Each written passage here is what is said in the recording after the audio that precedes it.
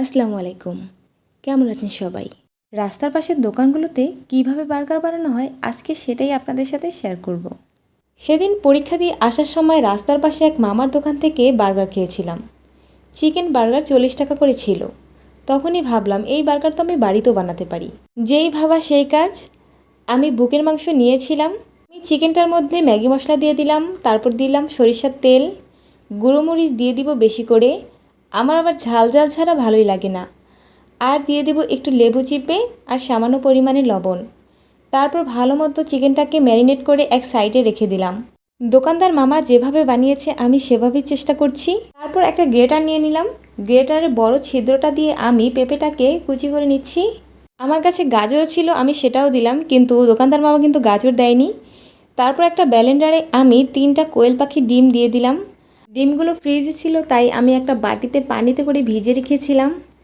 তারপর দিয়ে দিলাম 10 টাকা প্যাকেটের অর্ধেক পরিমাণের দুধ। তারপর দিয়ে দিলাম লেবুর রস। তারপর অল্প পরিমাণে সয়াবিন তেল দিয়ে দিলাম। আমি তেলটা কিন্তু বারে বারে দিব। ঘরে কোনো পাকা টমেটো আর সস কিছুই ছিল না, তাই আমি এখানে আচার দিয়ে দিলাম। আমি ব্লেন্ডারকে বারবার অফ করে 3বার তেল দিয়ে মেয়োনিজটা বানিয়ে নিলাম। এমনভাবে উপর করলে যদি মেয়োনিজটা না পড়ে তাহলে বুঝতে হবে যে হয়ে গেছে। মেয়োনিজটা কত ক্রিমি ক্রিমি হয়েছে দেখুন। চিকেনটাকে কোটিং করার জন্য আমি এখানে ময়দা নিয়ে নিলাম 2 মুঠোর মতো। তারপর দিয়ে দিলাম লবণ আর দিয়ে দিলাম গুঁড়ো মরিচ। তারপর মরিচ আর লবণটাকে ভালো মতো ময়দার সাথে মিশিয়ে নিলাম। ম্যারিনেট করা চিকেনটাকে আমি ময়দায় মিশিয়ে নিলাম। তারপর একটা বাটিতে সাদা পানি নিলাম। চিকেনগুলোকে আমি চুবিয়ে চুবিয়ে আবারও সেই ময়দায় দিয়ে দিলাম। তারপর চিকেনগুলোকে চেপে চেপে আমি কোটিং করে নিচ্ছিলাম। দোকানদার মামা কিন্তু ময়দার ব্যাটার বানিয়ে সেটাতে চুবিয়ে চুবিয়ে চিকেন ফ্রাইগুলো বানিয়েছিল। আপনারা চাইলে কিন্তু ওভাবেও বানাতে পারেন। তারপর আমি একটু ঝাঁকি দিয়ে ময়দাটা সরিয়ে নিব। আর তেল আমি আগেই গরম করতে দিয়ে দিয়েছিলাম। আমি একে একে সবগুলো চিকেন দিয়ে দিলাম। আমি চুলার আঁচটা একদম মিডিয়ামে দিয়ে দিব, না হলে ভেতরে ভালো মতো হবে না। চিকেনটা ভালো মতো হয়ে গেলে আমি উঠিয়ে নিব।